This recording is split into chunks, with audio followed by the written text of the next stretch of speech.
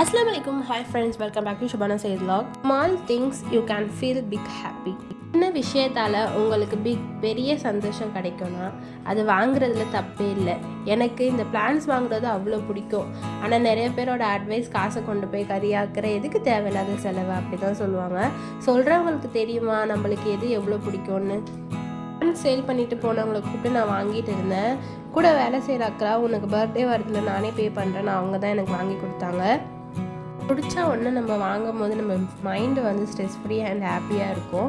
எனக்கும் அதே மாதிரி தான் ஈவினிங்கில் இருந்து ரொம்ப சந்தோஷமாக ஒரு மைண்டு வந்து ரொம்ப ரிலாக்ஸாக இருந்துச்சு இந்த பிளான்ஸ் வாங்கினதுக்கப்புறம்.